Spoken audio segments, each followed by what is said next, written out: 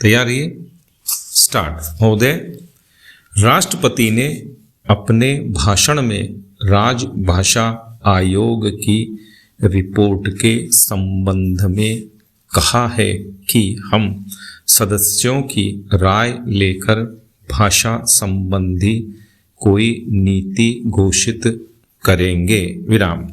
मैं समझता हूँ कि भाषा का प्रश्न इतना जटिल नहीं था जितना कि उसको बना दिया गया है। विराम। इस जटिलता को लाने में जहाँ उन लोगों का हाथ है जो सरकार में नहीं है, वहाँ इसमें भारत सरकार की भी बड़ी जिम्मेदारी है। विराम। मुझे वह दिन याद है जब मैं छोटा था और देश गुलाम था। विराम। उस वक्त महात्मा गांधी हिंदी के संबंध में चर्चा करते थे और उनकी कृपा के फलस्वरूप और उनके प्रयास के फलस्वरूप सभी प्रांतों में हिंदी की सभाएं खोली गईं और वहाँ हिंदी का प्रचार किया गया। विराम। उस समय हम अंग्रेजों के गुलाम थे और अंग्रेजों ने ही हमारी राजभाषा अंग्रेजी घोषित कर रखी थी। विराम। तब हम अंग्रेजी से दूर थे और हिंदी के निकट थे। विराम। लेकिन आज जब हमारी अपनी सरकार है, अपना शासन है, हम हिंदी से दूर होते चले जा रहे हैं। विराम। एक समय था जब देश में हिंदी के संबंध में एक मत था। विराम।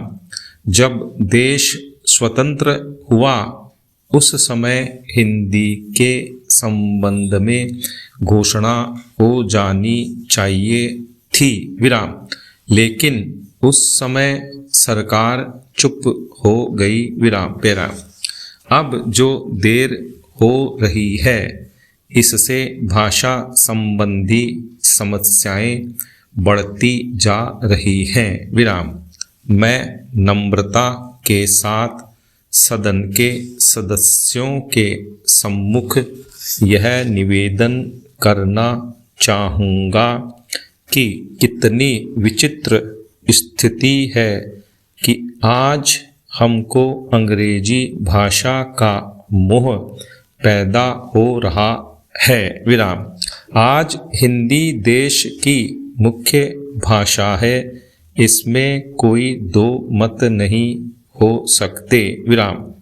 यह सबसे अधिक बोली जाने वाली भाषा है। विराम। आज इसका विरोध बढ़ता जा रहा है। विराम। कुछ ऐसी बातें हो रही हैं जिससे मालूम होता है कि हिंदी का विरोध प्रादेशिक भाषाओं से है, लेकिन ऐसा नहीं है। विराम। सच पूछा जाए तो बात यह है कि अंग्रेजी भाषा के स्थान पर हिंदी को लागू करने का प्रश्न है। विराम। प्रांतों में काम प्रादेशिक भाषाओं में हो, किंतु केंद्र में तो हिंदी भाषा भाषियों को और कुछ जो अहिंदी भाषा भाषी लोग हैं उनको यह गलत फहमी हो रही है कि हिंदी वाले बलपूर्वक हिंदी को राजभाषा बनाना चाहते हैं। विराम। लेकिन इसमें कोई इस प्रकार का प्रश्न नहीं है। विराम। यह तो केवल आपस में समझने का प्रश्न है। विराम। किसी स्वतंत्र देश में ऐसा नहीं है। विराम।